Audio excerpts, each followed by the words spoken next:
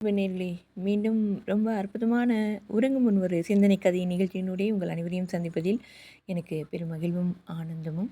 இன்றும் கூட ரொம்ப அற்புதமான ஒரு கதை, ஓசோவின் கதை தான் சொல்ல போகிறேன்.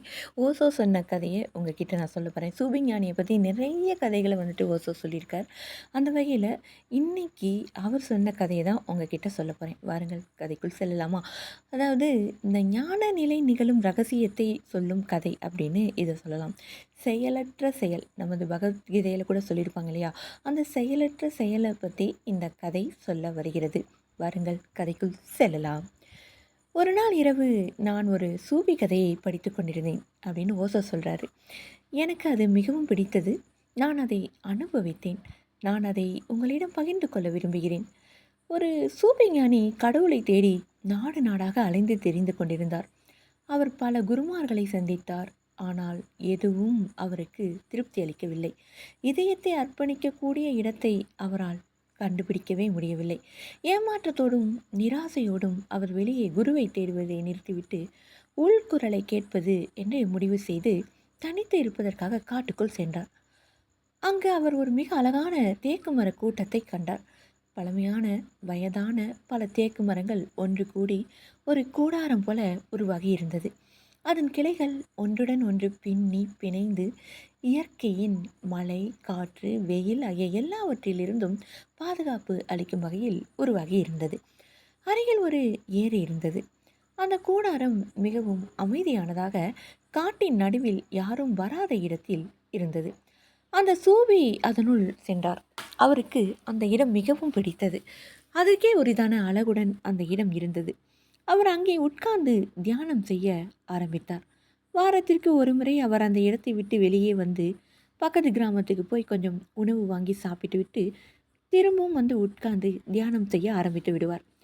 சூஃபிகள் கடவுளின் பெயரை அல்லாஹ் என்று திரும்ப திரும்ப உச்சரிப்பார்கள். முகமதியர்களின் மந்திரமான இதன் பொருள் என்ன அப்படின்னா, கடவுள் என்று யாரும் இல்லை, ஆனால் கடவுள் உண்டு அப்படிங்கிறதா அந்த முகமதியர்களின் மந்திரத்தின் அந்த அல்லாஹ் அப்படிங்கிற பொருள். ஆனால் சூஃபிகள் இதை அல்லாஹ் என்ற ஒரே வார்த்தைக்குள் சுருக்கிவிட்டார்கள்.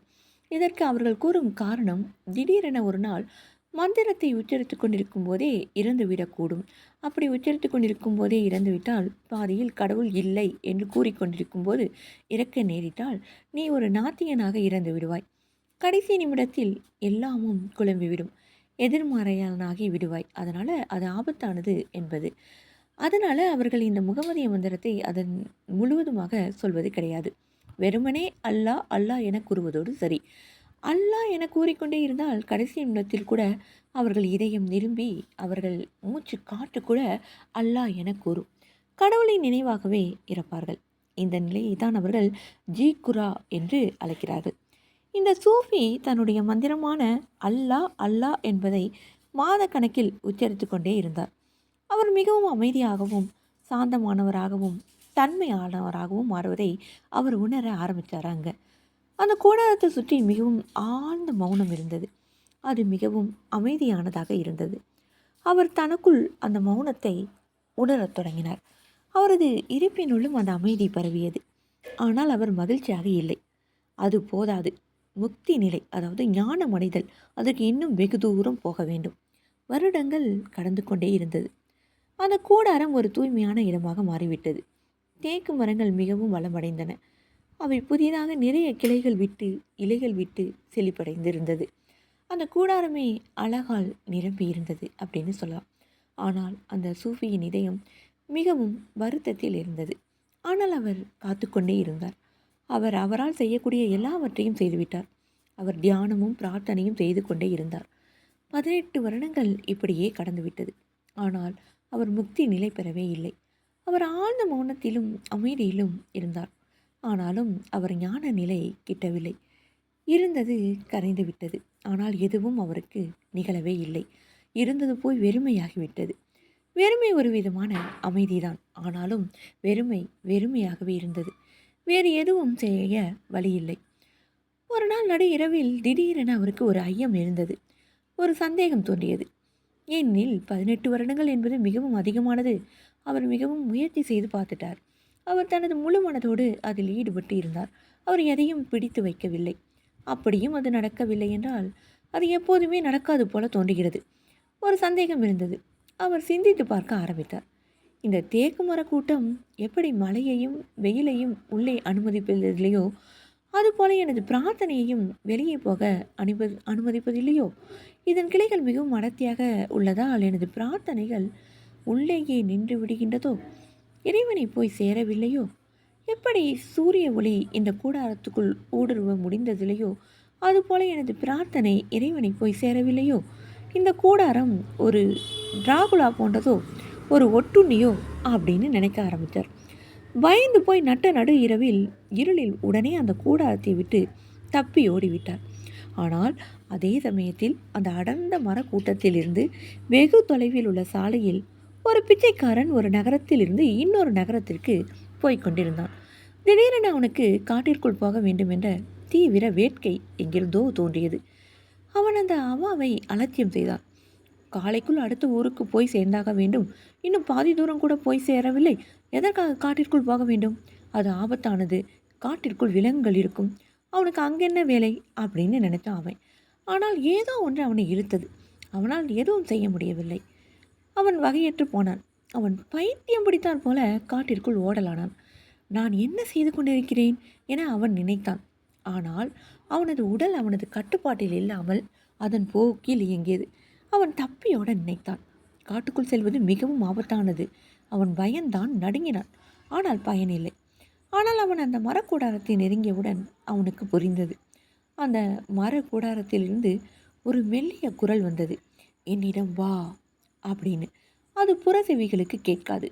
ஆனால் அது அவனுக்கு கேட்டது. அந்த கூடாரம் நம்பவே முடியாத அளவு ஜொலித்தது. அந்த முழு கானகமும் இருட்டில் இருக்க, இந்த கூடாரம் மட்டும் தனியாக நீல வண்ணத்தில் மின்னியது. அது ஏதோ வேறு ஒரு உலகம் போலவும், அந்த மரத்திற்கு அடியில் ஏதோ ஒரு புத்தர் அமர்ந்திருப்பது போலவும், அதன் அடியில் யாரோ ஒருவர் ஞானம் அடைந்தது போலவும், அந்த மரத்தை சுற்றி ஞான ஒளியும் முக்தி நிலையின் அமைதியும் பரவசமும் பரவி படர்ந்திருந்தது. அவன் அந்த மரத்தை சுற்றி ஒரு அதிர்வலை இருந்ததை உணர்ந்தான். இப்போது அந்த பயம் போய்விட்டது. அவன் அந்த மர கூடாரத்தினுள் நுழைந்தான். நுழைந்த அந்த கணமே அந்த நிலை மாற்றமடைந்தான். ஒரு புதிய மனிதனாக பரிணமித்தான். அவனால் அவனை நம்பவே முடியவில்லை. அவன் ஒரு சாதாரண மனிதன். நல்லவனும் அல்ல, கெட்டவனும் அல்ல. ஒரு சராசரியான மனிதன். அன்றாட வாழ்க்கையின் சிக்கல்களில், குழப்பங்களில் ஆழ்ந்து கிடப்பவன். அவன் ஒரு ஆத்திகனும் அல்ல, நாத்திகனும் அல்ல. உண்மையில் அவன் கடவுளை பற்றி என குறிப்பாக எதையும் நினைத்தது கிடையாது. மதத்தை பற்றி எந்த கொள்கையும் கிடையாது. அவன் அதை பற்றி கவலைப்பட்டதே கிடையாது அப்படின்னு சொல்லலாம். வாழ்க்கையின் பல பிரச்சனைகளோடு அவன் போராடி கொண்டிருந்தான். ஆனால் திடீரென அந்த மரக்கூடாரத்தில் நுழைந்தவுடன் அவன் ஒரு சுழலில் சிக்குண்டான். அவன் ஒரு மரத்தடியில் அமர்ந்தான்.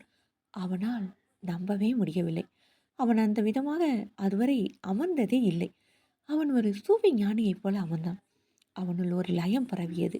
அவன் இருப்பினுள் ஒரு நாதம் எழுந்தது. அவனது உள்ளிருந்து ஒரு ஓசை ஒலித்தது. என்ன நடக்கிறது என்றே அவனுக்கு புரியவில்லை. அது ஒரு அதிசயம்.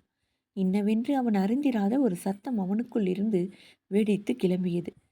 மெதுமெதுவாக அந்த பரபரப்பு அடங்கியவுடன், எல்லாமும் அமைதிப்பட்டவுடன் அவனால் அந்த சத்தத்தை கேட்க முடிந்தது. அந்த ஓசை தெளிவடைந்தது, வடிவற்றது, வடிவமடைந்தது. அப்போது அது என்னவென்று அவனுக்கு தெரிந்தது. அது வேறு எதுவும் அல்ல, அல்லாஹ், அல்லாஹ். இப்போது அவனையும் அறியாது அவனே அதை சொல்ல துவங்கினான். அவன் அதை சொல்லவில்லை. அவன் செய்பவனும் அல்ல. அது நிகழ்ந்தது. அவன் ஒரு சாட்சியாளனாக இருந்து அதை பார்த்தான். ஏதோ ஒரு பிரபஞ்ச கடலின் கரையில் அவன் இருப்பதைப் போலவும், பெரும் அலை வந்து அவன் மீது நீரை வாரி இறைப்பதைப் போலவும் இருந்தது. அல்லாஹ், அல்லாஹ், அல்லாஹ். கடலின் பிரமாணமான அலை கரையில் இருந்த அவனை முழுவதுமாக நனைத்து சென்றது. நிலை மாற்றமடைந்த அவன் பல்லாயிரம் தடவை அன்றைய இரவில் இறந்து பிறந்தான். 18 வருடங்கள் அந்த சாதகன் அங்கே இருந்தான். எதுவும் நடக்கவில்லை. 18 மணி நேரங்களில் அந்த பிச்சைக்காரன் புத்தனாகிவிட்டான். அவன் எதுவும் செய்யவில்லை. எனக்கு இந்த கதை மிகவும் பிடித்தது. கோசோ சொல்றாரு இந்த கதை அவருக்கு ரொம்ப பிடிச்சதுன்னு. லாவேட்சு இந்த கதையை மிகவும் விரும்பி இருப்பார். அவரால் இந்த கதையை புரிந்து கொள்ள முடியும். இதன் ரகசியம் என்ன? இது இயல்புக்கு முரணானதாக தெரிகிறது. 18 வருடங்கள் முயற்சி செய்தவனுக்கு எதுவும் நிகழவில்லை. பிரார்த்தனையே செய்யாதவனுக்கு 18 மணி நேரங்களில் எல்லாமும் கிடைத்துவிட்டது. இந்த கதையின் பொருள்தான் என்ன? லாவேட்சு எப்போதும் ஒரு வார்த்தை சொல்வார். அது ஊவி. அதன் பொருள் செயலற்ற செயல். செயலற்று செயல் செய்தல். செயல் செய்தலும் செயலற்று போதலும் ஒருங்கிணைத்து இருப்பது. இதுதான் ரகசியம். அந்த சாதகன் அதிகப்படியாக செய்தான். அவன் தன்னை சமமாக நிலைநிறுத்திக் கொள்ளவில்லை. அவன் அதிகமாக செய்தது செய்யாதது போன்றதுதான். வாழ்க்கை ஒரு சமன்பாடுதான். அவன் சமன்படுத்திக் கொள்ளவில்லை. அடைவதற்கான பேராசையினால், லட்சியத்தினால் அவன் எல்லைக்கே சென்று விட்டான். அவன் மிகவும் ஈடுபட்டு விட்டான். எப்போதெல்லாம் நீ மிகவும் செயல்படுபவனாக இருக்கிறாயோ, எப்போதெல்லாம் செயல்படுபவனாக மட்டுமாக இருக்கிறாயோ, அப்போது இந்த உலகின் விஷயங்கள் அனைத்தும் ஒத்து வரும். ஆனால் அக உலகின் விஷயங்கள் உனக்கு நிகழாது போய்விடும். ஏனெனில் நீ மிகவும் பதற்றத்தோடும் தவிப்போடும் இருப்பதால் ஏற்றுக்கொள்வதற்குரிய நிலையில் நீ இல்லை.